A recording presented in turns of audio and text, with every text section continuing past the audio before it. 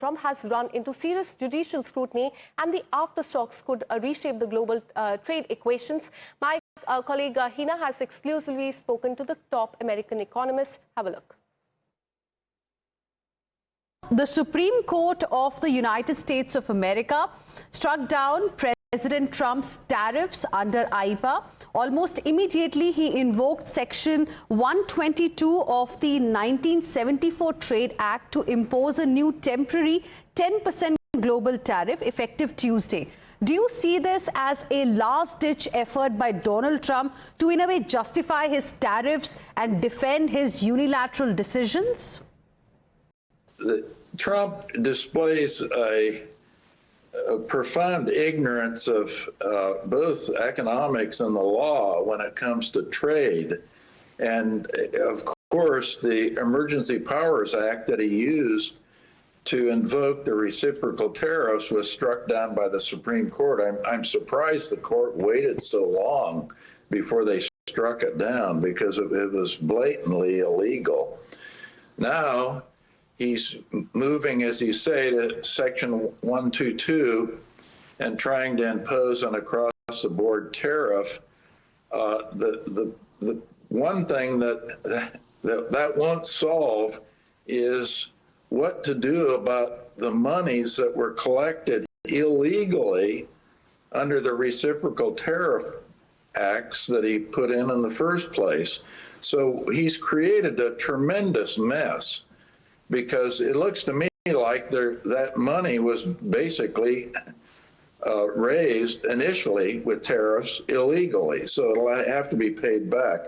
There'll be all kinds of court cases, and the thing will remain a complete mess. Now, as far as 122 goes and the new tariffs, nothing really is in writing. It's like India with the reciprocal tariffs. Fortunately, Modi and Jens Hanke were smart enough. They never signed anything. Nothing is in writing, so they're not stuck with anything. And I think it turns out, of course, Modi is a lot smarter than Trump. Well, fortunately for India, because basically the game starts over again.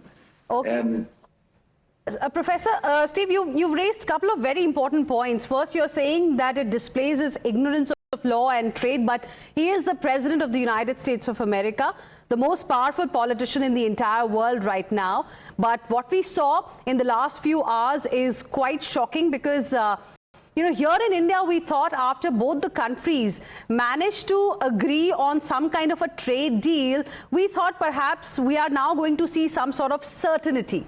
But now again, we are seeing, in a way, a bit of a chaotic situation. So what should a country like India do? What does it mean for a country like India that's in the process of signing the trade deal? I mean, we have an interim framework in place. As per that interim framework, our tariffs were supposed to come down from 50% to 18%. So what does it really mean, and what should India do?